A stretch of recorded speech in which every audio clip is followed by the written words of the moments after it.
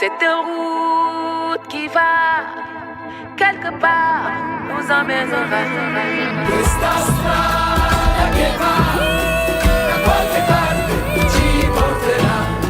I giardini in testa o mawada ina che questa strada che va da qualche parte ci porterà.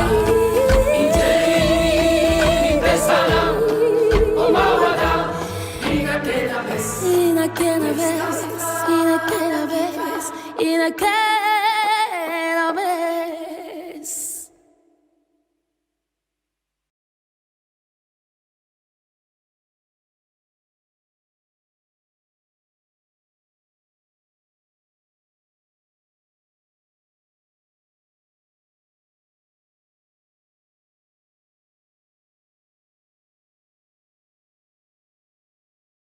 Mario, grazie Mario. Good morning, ladies and gentlemen. Welcome to the final section of the conference, Water Diplomacy and Culture of Sustainability, the Lake Chad Basin. The project, supported by the Italian Minister of Foreign Affairs and Ato3, a local water supply, has been carried out in partnership with Delphi Institute of Water Education, Institute for International Affairs, CESPI, the think tank CESPI, HydroAid, and some other NGO active in the development project around the four countries around the lake. During these four final days of the project, we deliver more than 40 hours of live content with professor, international researchers, students, and general public have been looking at the lake basin with a multidisciplinary approach. The scientific program had been enriched with interview, documentary review, and then an online photo exhibition, and even a song recorded on distance with the contribution of musicians from the country around the lake.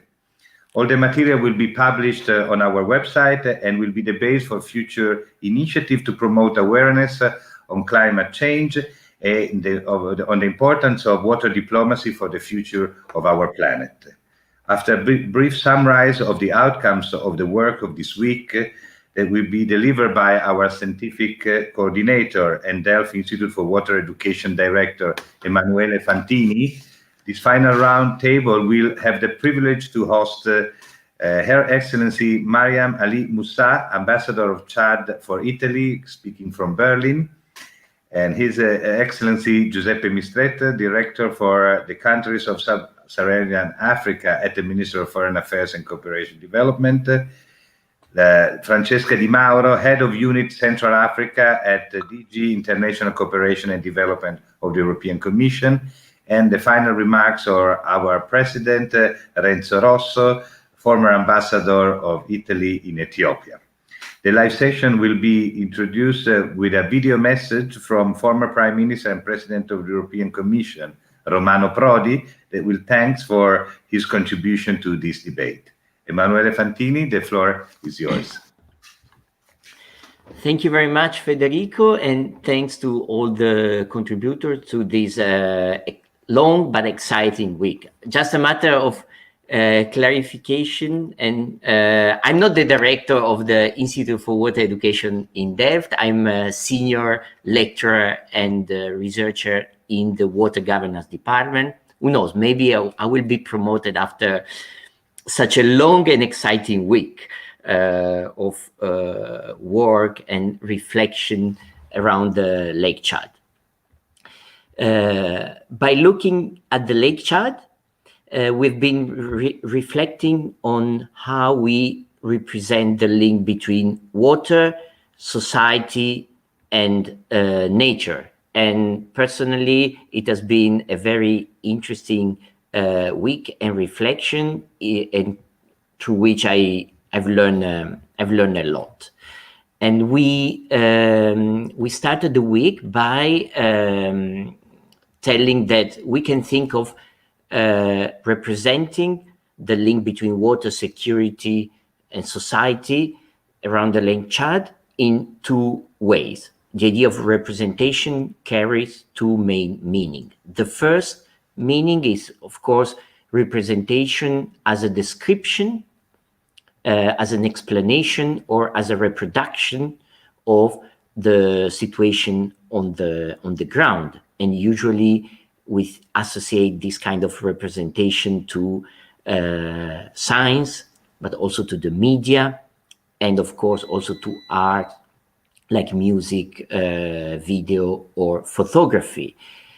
And I think through all these different medium and contribution, we have learned about the plurality and the complexity of the situation on the ground.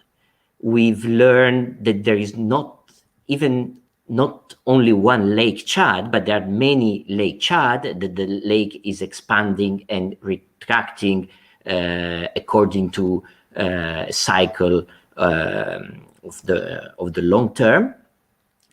We've learned that there is a plurality of governance systems at local level within and across each countries. And we've learned about the complexity of the link between natural resources, system of governance, and issues like conflict or migration. So we learned that we should avoid monocausal explanation. There's no conflict simply because of climate change. There's not mobility simply because of security issues.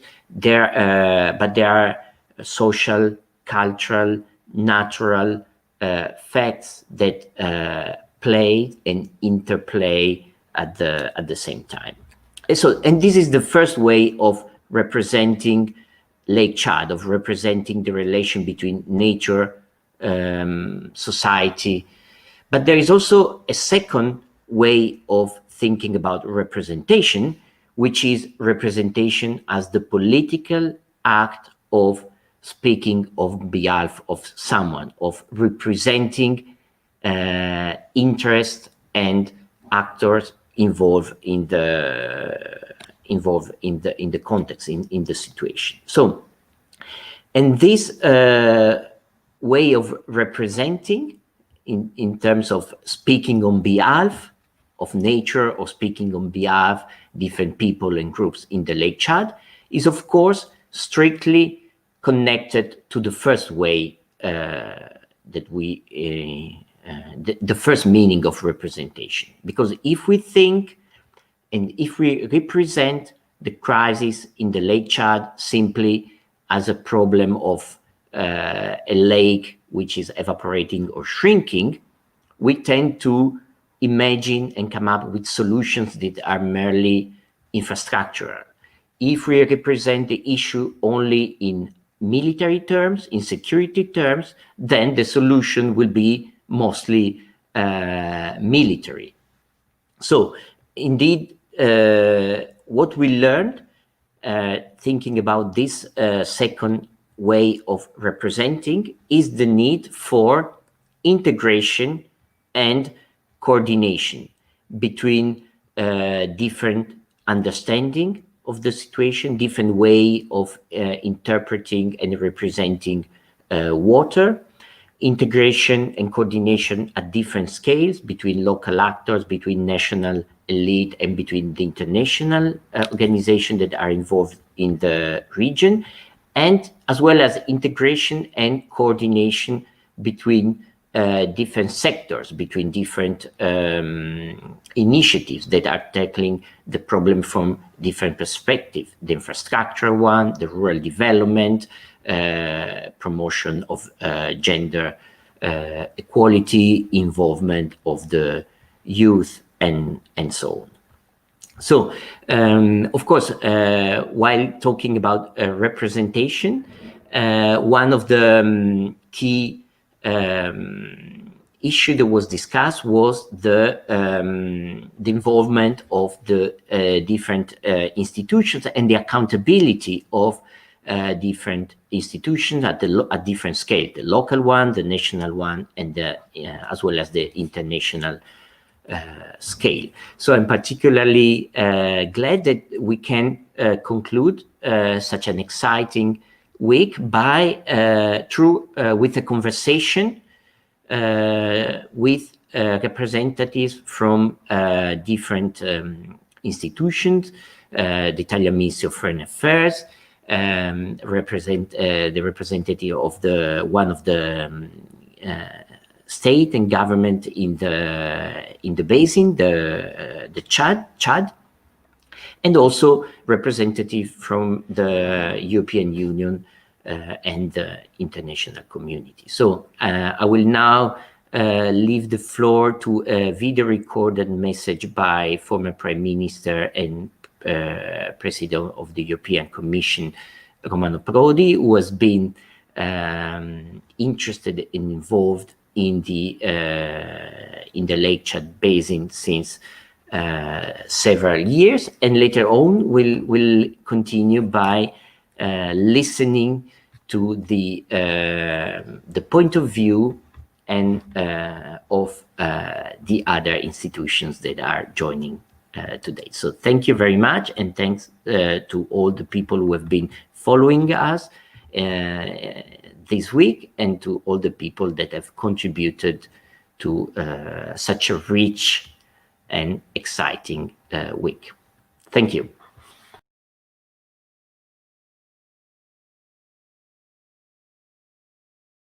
Il problema del lago Chad è uno dei problemi che più mi appassionano e più mi addolorano, perché sono non anni ma decenni che le cose vanno avanti, che il problema diventa sempre più grave, la soluzione invece fa passi lentissimi.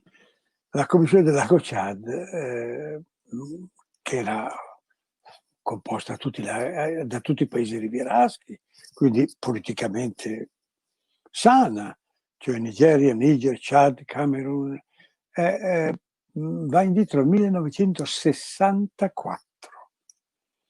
Poi sono andati avanti più o meno velocemente, sono arrivati i progetti tecnici che io non giudico, ma che conoscono, no?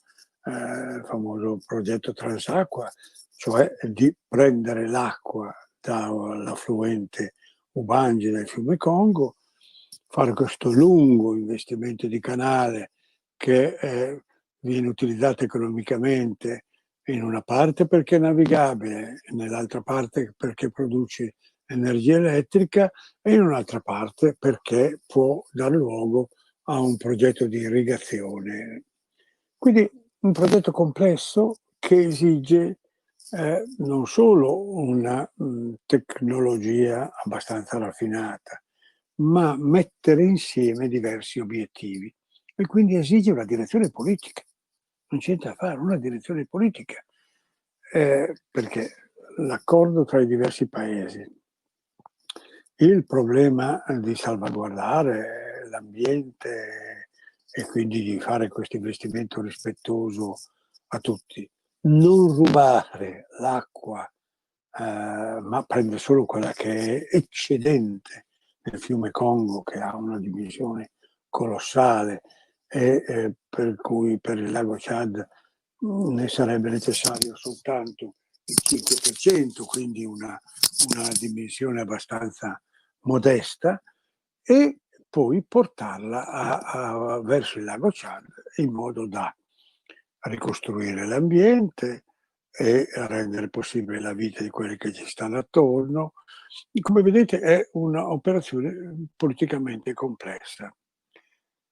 La cosa particolare è che alle difficoltà politiche di questo accordo si sono ovviamente aggiunte le difficoltà economiche, e queste erano attese e un attimo ne parleremo dopo, ma sono intervenute delle strane obiezioni di tipo ambientale, no? Come se in Africa non bisognasse fare degli interventi, no? Infrastrutturali. Il problema è di vedere come vengono fatti e per che uso vengono fatti. E nel lago Chad non vedo veramente nessun turbamento, perché navigazione, energia elettrica e l'irrigazione, se fatte con le moderne tecniche, sono rispettose dell'ambiente.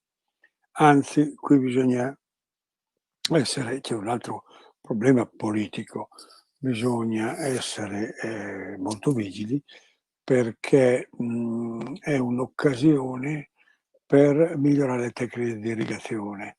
In Africa si spreca l'acqua e allora qui c'è bisogno di tutto un processo di istruzione e il lago Chad è calato sia per motivi che poco conosciamo, sia per i cambiamenti climatici, ma anche per uno sfruttamento irrazionale delle poche acque che aveva a monte.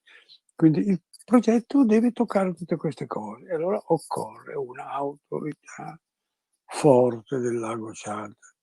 E quale vedo i componenti di questo obbligatori? Unione Africana, Nazioni Unite, Unione Africana e Unione Europea. In più è chiaro che io vedo che bisognerebbe tentare di coinvolgere anche la Cina, perché vedete si parla tanto, tutti i rapporti che riguardano il lago Chad, eccetera, poi si attaccano in qualche modo alla via della seta. La via della seta, qual è il problema politico grosso, a mio parere, no? Lasciamo stare gli aspetti economici, eccetera, che è rimasta una cosa cino-cinese e dobbiamo trovare qualcosa da fare insieme alla Cina con l'Unione Europea e l'Unione Africana. Ecco, quindi, ripeto, i 3 primi elementi sono indispensabili. Quella che è la parte cinese mi sembra utilissima. È anche possibile, cioè sarebbe un passo in avanti. Qual è a questo punto, perché dico? Perché il problema economico ha dimensioni gigantesche. Cioè non è un problema che possa essere affrontato né da uno, né dai 4, né dai paesi rivieraschi o anche da un paese più allargato, ma deve essere affrontato a larga misura. Allora ci vuole una pressione politica delle organizzazioni che ho nominato molto forte e molto unita. Naturalmente perché bisogna fare tutte le cose che ho elencato prima brevemente e che sono estremamente costose. Negli ultimi anni si è aggiunto un altro dramma, negli ultimi anni, non negli ultimissimi, ma insomma successivamente si è aggiunto un altro dramma che complica ulteriormente la cosa, che è il terrorismo. Cioè il Sahel è tutto inquieto, no? Peggiora continuamente e questo è anche l'ostacolo per cui noi abbiamo fatto ad esempio un convegno in Italia molto bello con capi di Stato di tutta l'area, ma nel 2014, dopodiché non ci siamo più potuti riunire come avevamo proposto intorno al lago Chad per portare avanti localmente il discorso, perché la sicurezza non è garantita. Allora il problema politico finisce con racchiudere tutti gli altri problemi, quello economico, quello della sicurezza, quello della tecnologia dell'irrigazione, quindi della struttura di intervento della parte produttiva, e poi quella più strettamente tecnica delle dighe del lago, delle dighe delle centrali elettriche, del canale e del modo di congiungere con gli affluenti del lago e poi dopo pensano loro ad andare avanti. Ecco allora quello che noi dobbiamo fare, secondo me, una forte azione di sano lobbying, no? Cioè quello proprio di un appello all'Europa, all'Unione Africana, Nazioni Unite e Cina, perché questo progetto vada avanti. Guardate che interessa un ottavo, non il lago ovviamente, ma il bacino del lago, interessa un ottavo dell'intero continente africano. Mi basta dire questo per far capire la sua importanza, e agisce nella zona più povera, più disgraziata e più lasciata in disparte di tutti. Quindi bisogna far sentire la unicità di questo caso, cioè perché lo porto avanti in modo così accurato, perché tocca un'infinità di paesi. Nella parte più povera rimette in equilibrio un'area che era andata in disequilibrio, quindi può essere un obiettivo unificante, uno degli obiettivi unificanti di cui abbiamo bisogno. Se non abbiamo queste forze, il progetto, qualsiasi sia il progetto, poi che sia Transacqua, che sia il progetto canadese, con tutte le riforme, tutto quello che volete, ma il progetto che raggiunga questi obiettivi che ho elencati in precedenza ha una dimensione tale che esige questa grande cooperazione, ma è certamente un progetto in cui il rapporto costi e benefici è del tutto favorevole. Per favore, non tiriamo fuori il discorso che l'intervento umano può danneggiare. In questo caso si aiuta la natura a riprendere una situazione di suo equilibrio interno, a vantaggio però dei popoli africani, un suo equilibrio interno che prima si era perduto. Ecco perché, ripeto, è un progetto unico che esige una soluzione politica unitaria e poi di ricominciare ad andare in fretta, perché non possiamo pensare che è da 56 anni che il progetto è cominciato e stiamo ancora a parlare di come strutturarlo. Grazie.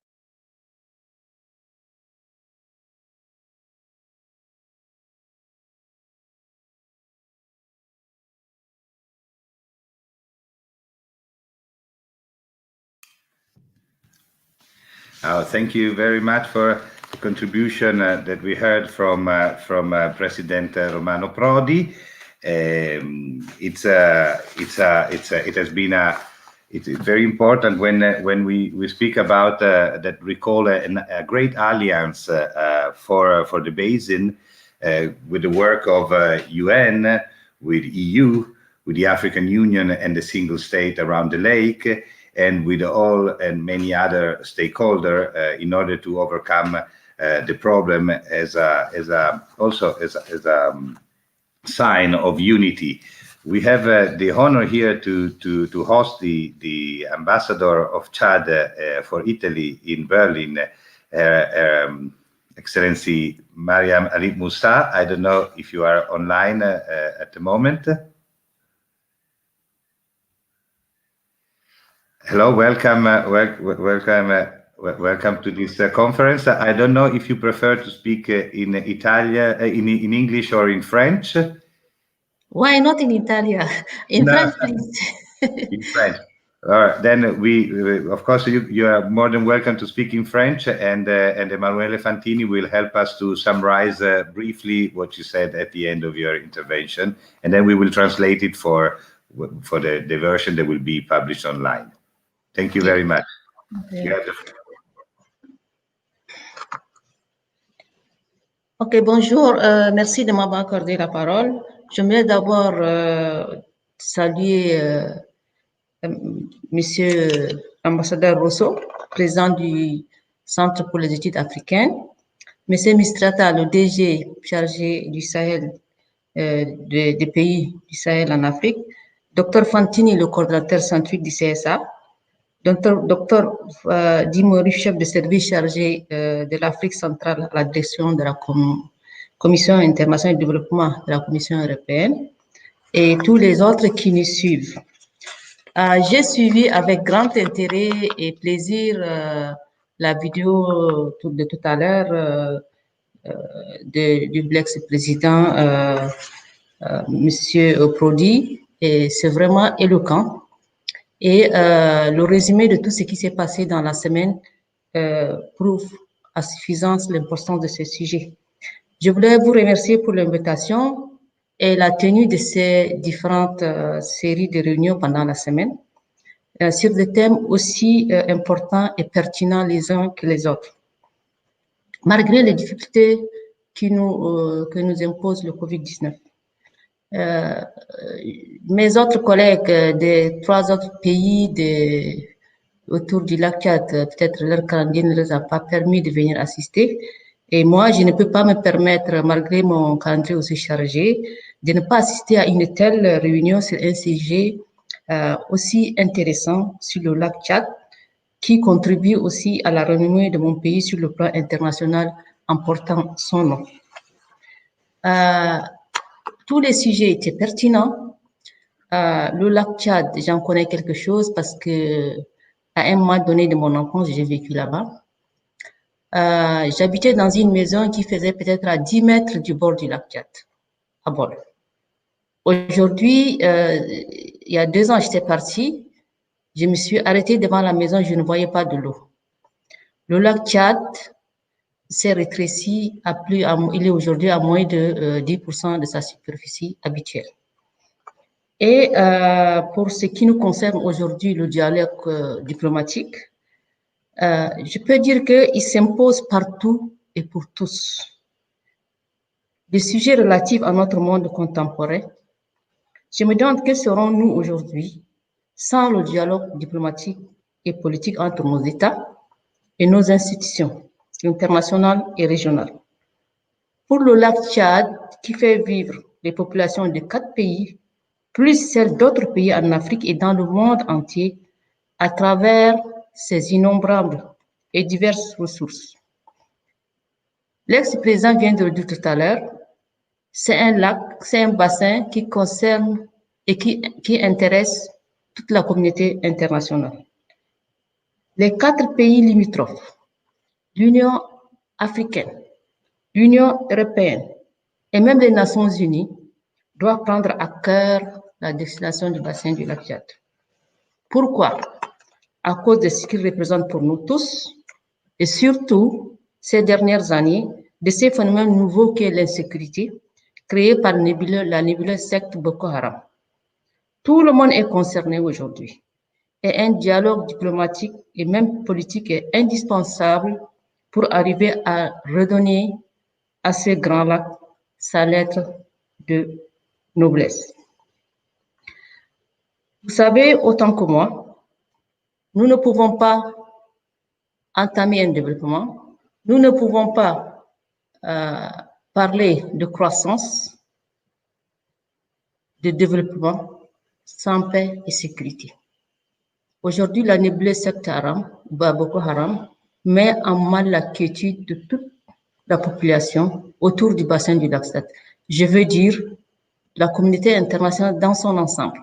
Parce qu'aujourd'hui, nous avons les communautés des 4 pays limitrophes, nous avons d'autres communautés, d'autres pays africains, même au-delà, qui sont autour du lac Tchad. Et à cause de l'insécurité, nous avons des Européens, des Asiatiques qui font un travail formidable à travers les organisations des Nations Unies telles que le PAM, le HCR et autres, l'UNICEF, pour aider vraiment ces populations à survivre.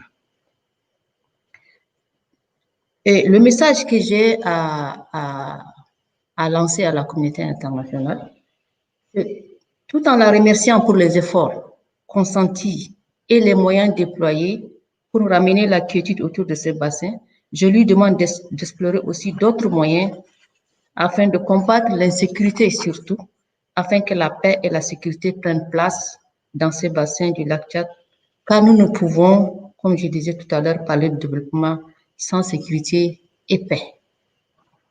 Merci pour votre attention.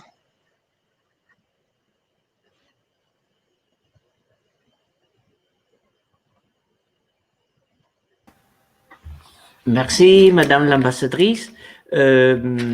Okay, so donc neither French nor English are my mother tongue. So what I'm gonna do here is not a translation. For the translation, you will have to wait the recordings in which we will put the subtitles. What I'm gonna do here now is just to pick up and translate into English what I got as main points of the talk by Madame Mariam Ali Moussa. So I think so first of all, she started by telling her personal experience and also a personal link to the Lake Chad.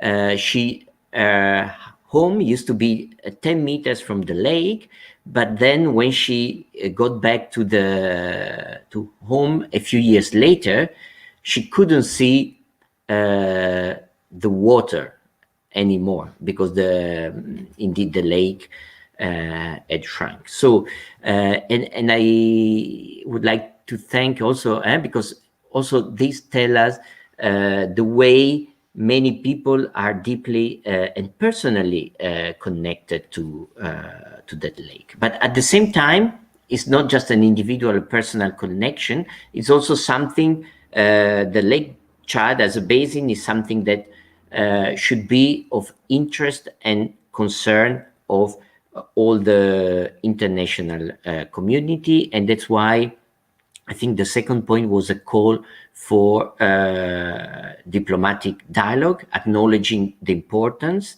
of such a diplomatic dialogue and calling for further discussion and negotiation between states, but also with the international organizations that are involved and interested in the basin, namely the UN, the African Union, and the European Union.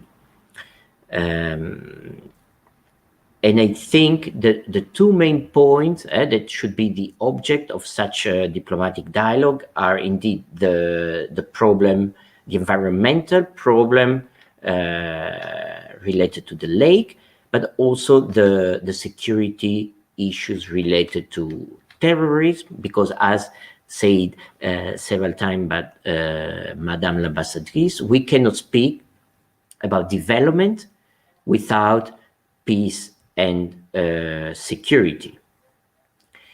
And that's why the main message with whom she concluded is exactly this, that the international community, first of all, should be thanked for all the efforts that they've already put in exploring, in trying to address the problem around the lake, but also a plea to explore other new means to ensure that security and peace in the basin, because without security and peace, there's no development. Thank you very much, Emanuele, and thank you very much, Miriam Ali Moussa, Ambassador of Chad. It's now the time for Giuseppe Mistretta, Principal Director for the country of Sub-Saharan Africa at the Ministry of Foreign Affairs and Cooperation Development. Mistretta has already ended the first project that we did on water around the Nile River, and we are welcoming him again at the end of this second project. The floor is yours. Thank you. And I don't say good morning, but good afternoon, because it's 5 minutes after noon. And thank you for this initiative, which is very interesting. It's true that in Italy or in Europe, yes, we know, generally speaking, that there is a problem with the water and Lake Chad. But then when it comes to go a little bit deeper in the details, nobody knows anything. Also, if we talk about in a group of experts, or expert about Africa, of course, not expert about waters. I have to say this, I consider myself semi-African, because 20 years of my life I spent in diplomacy and on personal life in Africa. And then now I'm director for Africa, Sub-Saharan Africa. And I've never seen, sincerely, I say this very frankly, such a fragility in Africa like today. There is almost no country in which we can be safe and tranquil and to enjoy, as Madame l'Ambassadrice was saying, development and peace and progress. Even countries where there was stability are now in the middle of wars or civil wars or drought, or in any case, there are immense problems. So Lake Chad is just one of these critical areas in which President Prodi was saying at the beginning in the recorded message, there are, yes, 4 countries insisting on the area of the lake, which is shrinking, but actually the region is much larger, and the problems also are much larger, because everything goes, in this situation of crisis, everything goes together. So we start from a hydrogeological problem, which is the shrinking of the lake for some reason, a natural reason, or bad exploitation of the waters. And then there is a problem of communities, because there are rivalries between communities. There is a problem of criminality. There is a problem of terrorism, because Boko Haram is acting on the shores of the lake, or approximately, in the region. And then there is an economic problem. And then there are migrations. So everything is in there. But this is not the only area. Now, increasingly, in Africa, this situation starts from a critical point, maybe rivalries between communities, communities which are pastoralists or farmers, etc. And then altogether, all the other problems comes and make the original root cause impossible to solve. And this is the problem, in my opinion, in Africa. That's why I say that I've never seen such a fragility like in present times. Because a little bit everywhere you find this kind of crisis. And this undoubtedly, water, it is already and is going to be the problem number 1, in my opinion, and not in my opinion, in the opinion of many diplomats and politicians in Africa. So, of course, Lake Chad is maybe the number 1 problem, because it's so visible. As the ambassadrice was saying, the water is no more visible from her home. But Lake Turkana is less dramatic, but it's almost the same. And all the rivers, I personally visited the Victoria Falls. And it seems now that Victoria Falls are ridiculous in relation to the Victoria Falls of 10 years ago. And many rivers are in the same condition. And so if there is a possible vision for the future of this conversation that we are doing, especially when it will be published with our thoughts inside, is really that we need water diplomacy. So the next frontier of our diplomacy in Africa especially is water diplomacy. What it means, water diplomacy? It means a concentrated effort by the big organizations such as the United Nations, African Union, the regional like ECOWAS, and the single countries and European Union, concentrated on this subject. It seems to me that the Secretary General Guterres of the United Nations has proposed at a certain moment to launch an international conference on Lake Chad. And it's possible that during his mandate, this conference will be organized and held. At the same time, we need also concrete solutions. And it's not easy. It's not easy at all, because if now, after so many years, the only viable project, the most viable project is Transaqua. I was a small young diplomat. I just entered the career 40 years ago when they started talking about Transaqua. And Transaqua is still a project. Nothing has been implemented. And why? Because I don't believe it's only a problem of financing. Problem of financing is huge because it seems to me that the cost of the project in its entirety is $23 billion. So you understand we are talking about immense quantity of money, which is difficult to find, especially after COVID.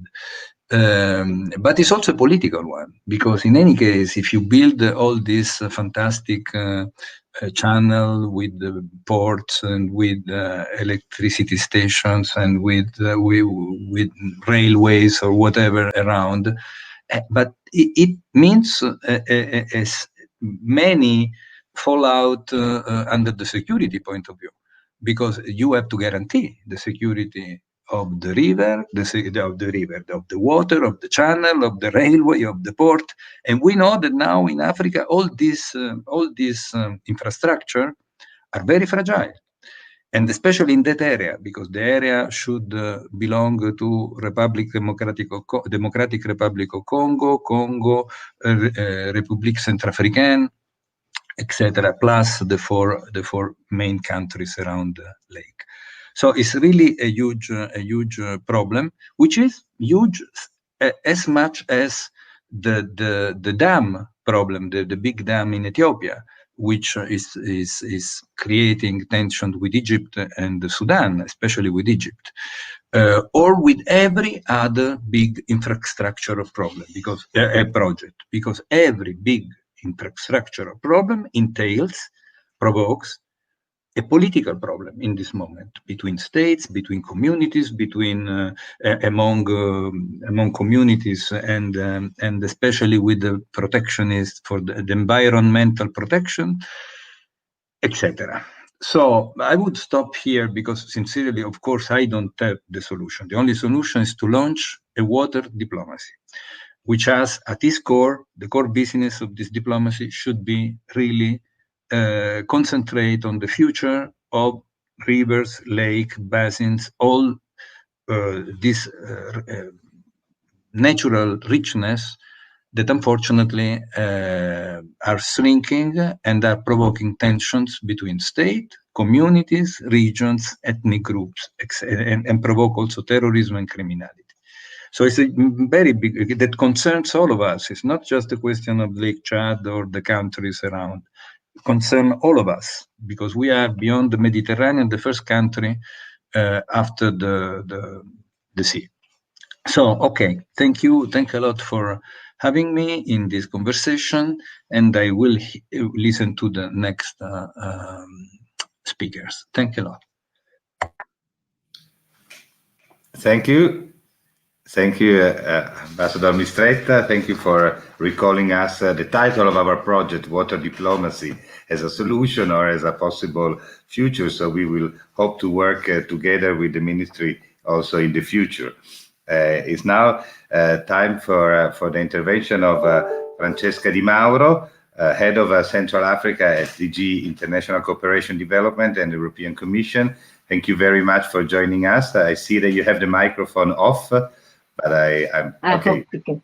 Yes, I hope you can hear me now. Yes, very well. Thank you very much. Okay. Yes, and good afternoon, and also thank you very much for the invite. It's a real pleasure. It's a real honor.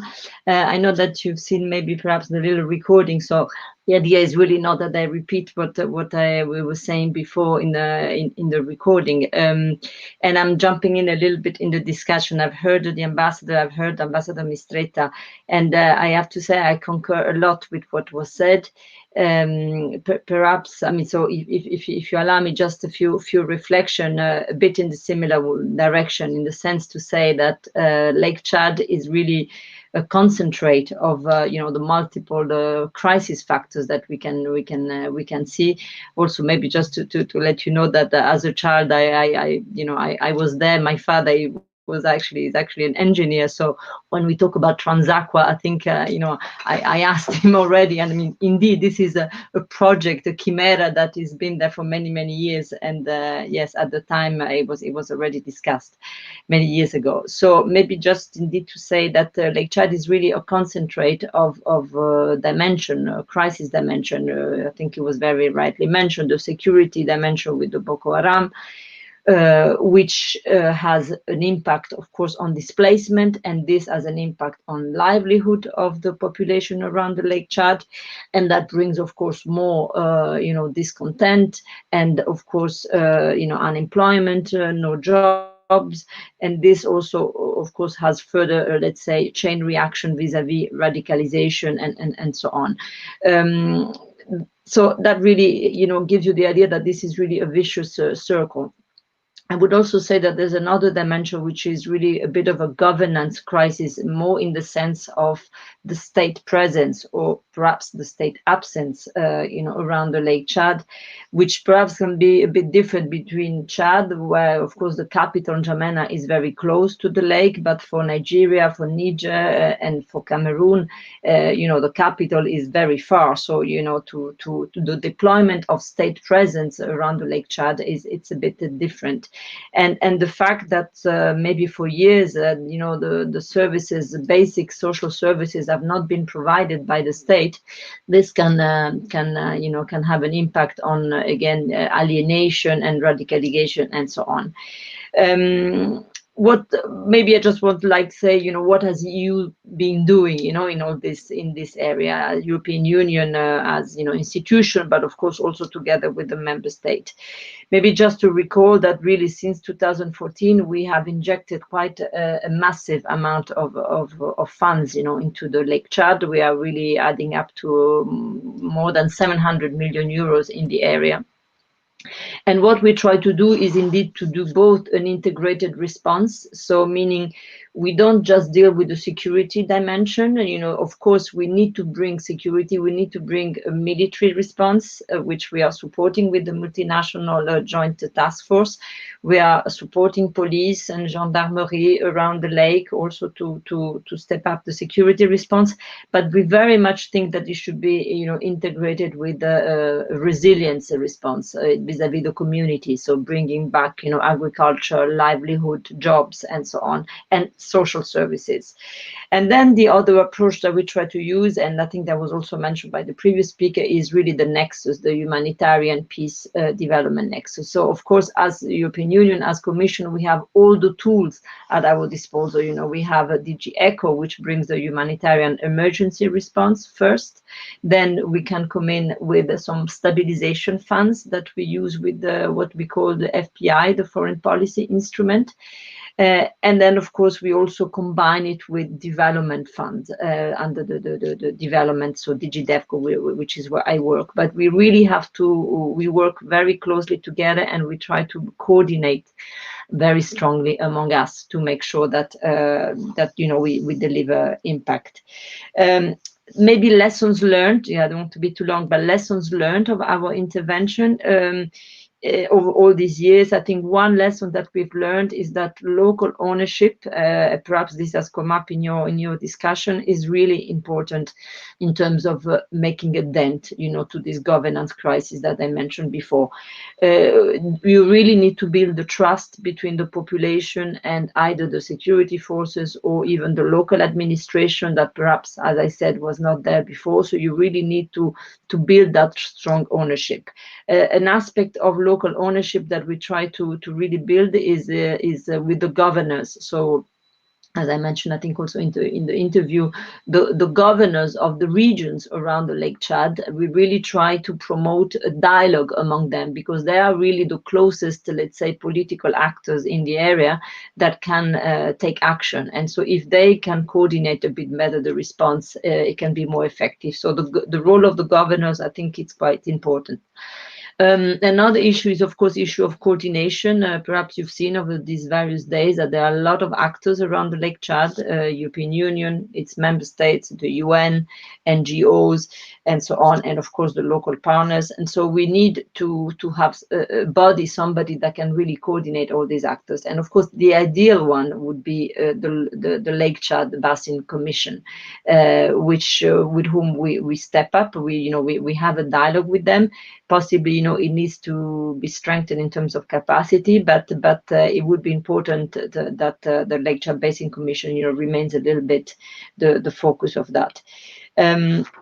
And so maybe just going a little bit more in the future, we're now entering a new cycle in the European Union because now, so we're finishing this current financial framework, and we will enter a new cycle of 7 years between 2021 and 2027. And so we are really starting a new programming phase. We're trying to see how we're going to develop those programs, bilateral programs, but also regional programs. And so, of course, I think we really need to take the lessons that we have learned from these past years, and we'll need to inject them in the programming phase.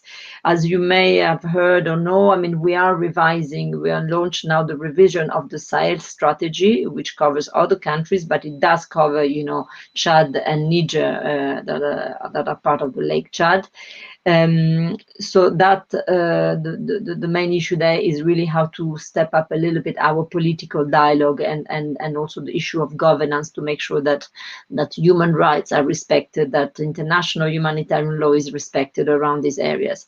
And I would also say that since we are looking into programming, I very much agree that water management is really an area that has also a very strong regional dimension. So as you may know, the sources of the Lake Chad, they're really back to the Congo and the Congo Basin, if you want. So we also have different processes of making sure of protecting the water around, the Congo Basin, because this, of course, is an area that brings the water to the Lake Chad. So regional approach is what we're going to look at. Water diplomacy, absolutely. And yes, about the Transaqua project, as I said at the beginning, this is a bit of a chimera. It's very expensive indeed. It also has a lot of political implication because it involves many countries, as was mentioned by Ambassador Mistretta. So maybe there's a reason, let's say, why it hasn't really taken off. But clearly, the whole issue of climate change, adaptation, mitigation is extremely important for this. And we will be working in the area, as we will be working also in the Sahel around, the fight against climate change, because as you well know, this is a very strong Commission priority. So perhaps I can stop here and see if there's more interaction to be done. Thank you.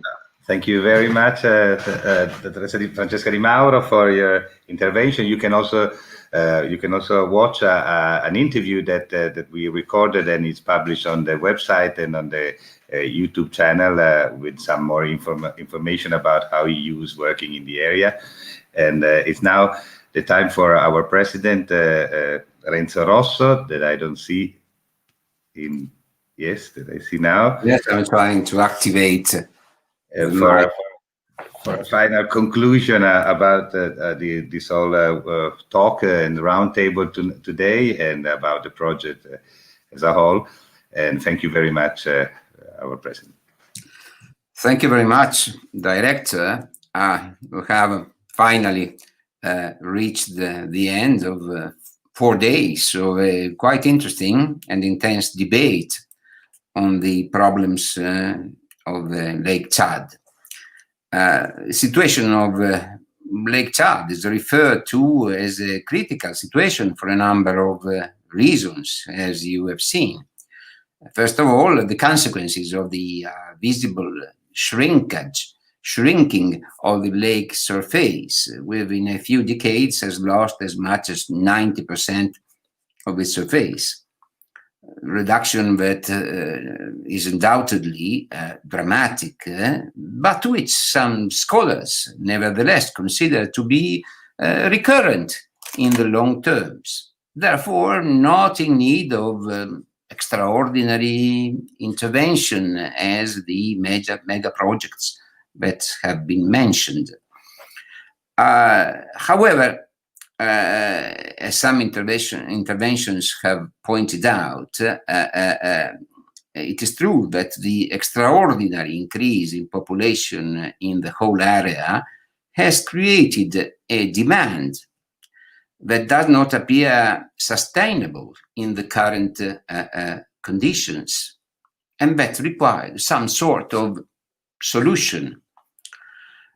In the long period, we'll be all dead, as Keynes, John Maynard Keynes was reminding. And so that is a good reminder for us all. We cannot wait for the lake to be replenished in 100 years.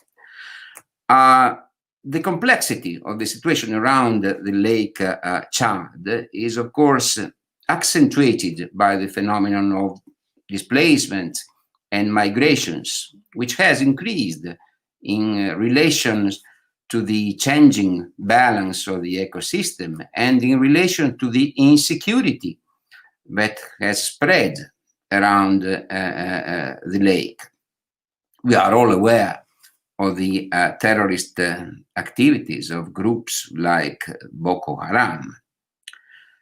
I will not try here to retrace and to comment on the different facets of the problem that have been analyzed in depth during these 5 days. A synthesis has already been made by Dr. Fantini, whom I thank for his contribution, together with that of other centers like CESPI, YAI, and a group of young and valuable researchers, among whom I especially remember here Dr. Bertero.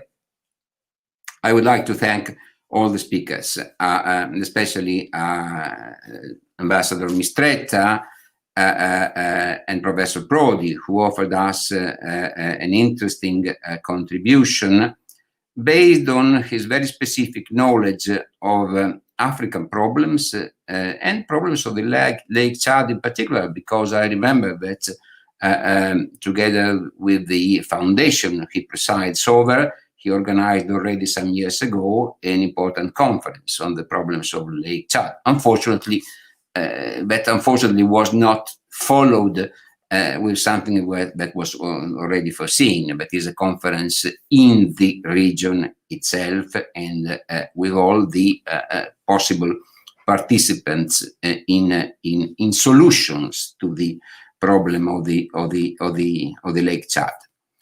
Among the many ideas that have emerged, I will pick up only a few that seem to me to summarize the core of the consideration we have made. Gramenos Mastroianni reminded us the other day, on the basis of general considerations on climate change and the environment, that the development of acceptable social, economic, and ultimately political condition requires the maintenance of minimum condition of stability and predictability of the environment. Stability is certainly relative. It's not so much a question of defending at all cost a lost balance, but of governing, of managing change and modifications. These conditions are valid for any complex ecosystem and therefore also for the situation around Lake Chad. The other elements that I would like to pick up has emerged in many interventions and concerns the need for a strong coordination. Need for coordination emerges from the variety itself, interdependence itself of social groups and economic activities around the lake. Dr. Yocchi told us in one of the first webinars about the fragmentation between the different authorities operating in the basin, where traditional authorities overlap with state authorities, coastal states that have often taken different, extremely different approaches. Dr. Zuppi of CESPI too insisted on the need for a closer relationship between the various territorial contexts and the need for transnational approaches. This would perhaps be the aspect to be still explored in depth, with a view of strengthening the activities and projects of a supranational authority, such as the Commission of the Lake Basin Commission, which seems to be experiencing some difficulty, as it always happens, as Ambassador Mistretta reminded, in all kind of regime of water management. We have both of us have known the problems of the Nile River Basin. Well, there are consistent differences of approach between upstream and downstream countries that must be composed, finding a sometimes difficult political arrangement that needs continuous updatings. And of course, President Prodi insisted very much on that. The concept of water diplomacy needs to be developed and pursued in a context that should be that necessarily should be multilateral. Multilateralism has been a little abandoned during the last few years, but the need for a coming together of several different multilateral and national actors, the need for that is there, and it will be a very difficult, a very complex task. Just it is sufficient to remember the different quality of the actors that have been mentioned by President Prodi. African Union, European Union, of course, all the coastal states which have to keep a strong ownership on all the matters concerning their own interests, and possibly also China, which has expressed an interest in contributing to the projects that are presently discussed, including the Transaqua project we have spoken of. Finally, just a few words about the methodology. Unfortunately, the epidemic and social distancing imposed us a new format for this conference, different from what was originally intended. Something has been lost, but perhaps something has also been gained in terms of an analytical deepening, the availability of interlocutors that allowed perhaps different, greater articulation and to be able to have different phases of the problems analyzed in detail. It's a method that we intend to develop and possibly improve in the future. A very important element that we had in this, in some of the webinars, is the presence of representatives of the diasporas. That's particularly an element that methodologically our center will have to not only to explore but exploit in depth, taking profit of the presence of numerous students, researchers in our university in Italy and even in Torino. we intend to do so also in the next initiatives that we have planned for the near future. Trying to approach sort of a general problem like Lake Chad Basin issue may be even replicated. We plan to do something of the kind for the basin of the river Niger in the near future. So thank you very much. Thank you for all, particularly also for Her Excellency, the Ambassadress of Chad. We had the honor to have her in this session, and we hope to pursue our collaboration. Thank you very much indeed. Thank you very much, our President Renzo Rosso.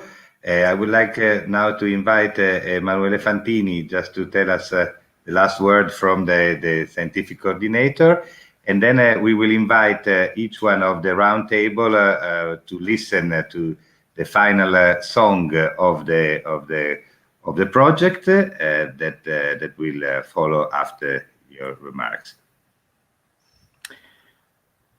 See, Federico, thank you. I think all our works and the content and the main findings have been already sharply and clearly summarized by our president, Renzo Rosso, which I thank. So I would simply conclude by recalling the title of our initiative, which was also mentioned by several of today's speakers: water diplomacy and culture of sustainability. And why we choose this title? Because water is often and increasingly associated to war. And by looking at the Nile first and now at the Lake Chad, we've been trying to explore different representations, different ways of representing water, the link between water and society. The point that we've tried to make is that water can be and should be an instrument for peace and collaboration and development, as also recalled by Madame l'Ambassadrice.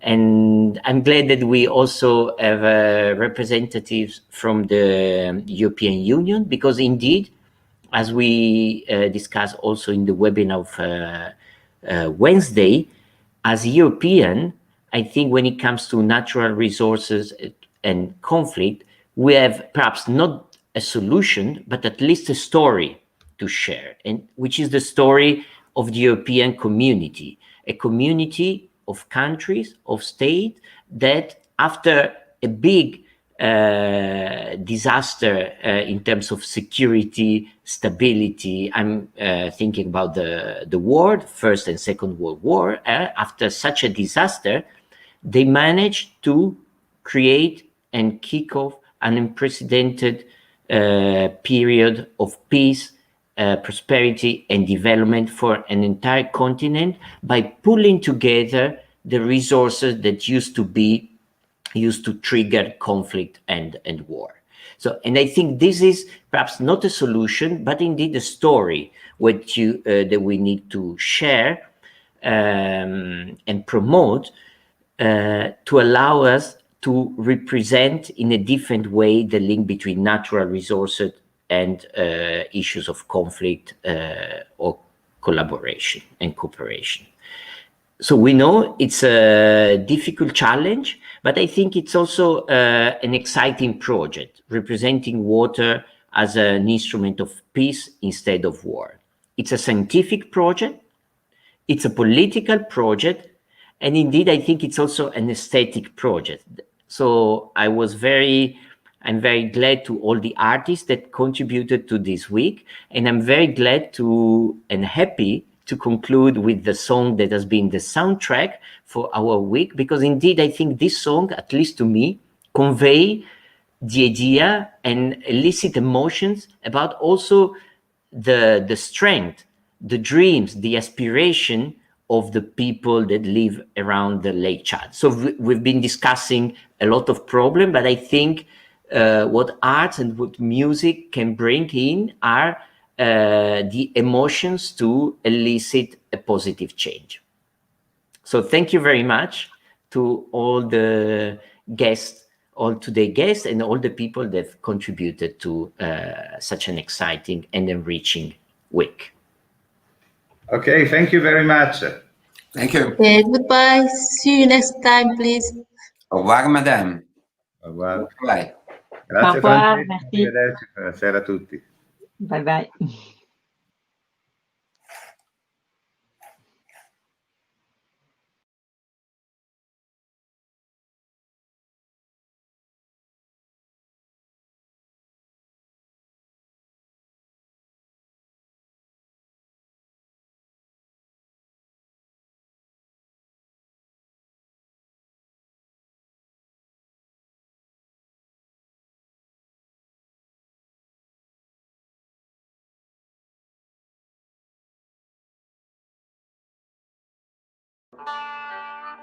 Cette route qui va quelque part nous emmènera.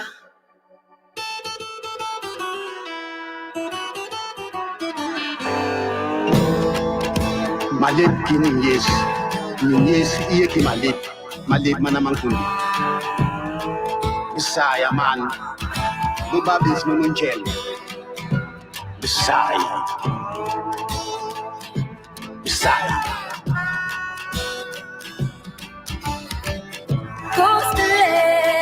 Koste ekna mer kalso ini kevo ini mer manna iba di kevo yo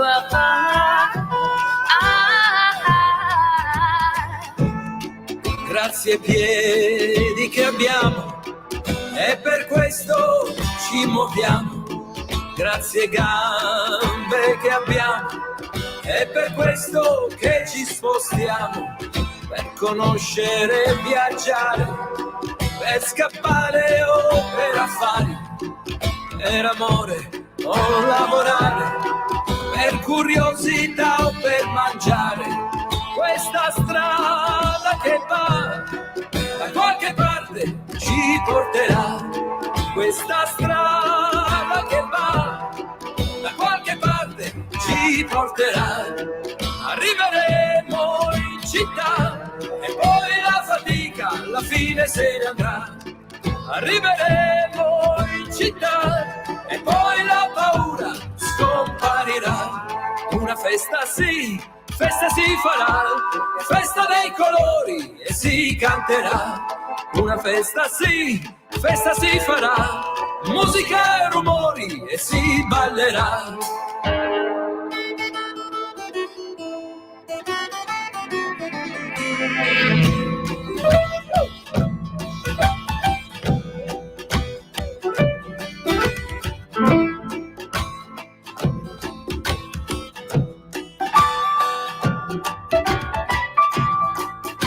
Keke angile la come mayesi mingambi Keke angile besti ekiti malib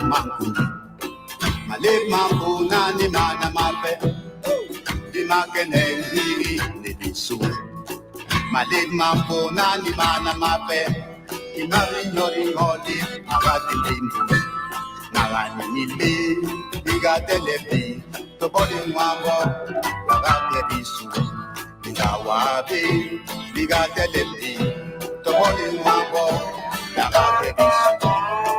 Questa strada che va da qualche parte ci porterà. In Gelini, in Tessara, au Mawada, in Akenabes. Merci aux biens que nous avons, c'est pour ça qu'on bouge. Merci aux gens que nous avons, c'est pour ça qu'on voyage. Notre vie est faite, hello est notre vie. Le futur est fait, l'eau claire est notre futur. Cette route qui va quelque part nous emmènera. Cette route qui va nos emmènera. Questa strada che va da qualche parte ci porterà. I giardini di Tessano, Maurada, questa strada che va da qualche parte ci porterà. I giardini di Tessano, Maurada, in a piena vez. In a piena vez, in a piena vez, in a piena vez.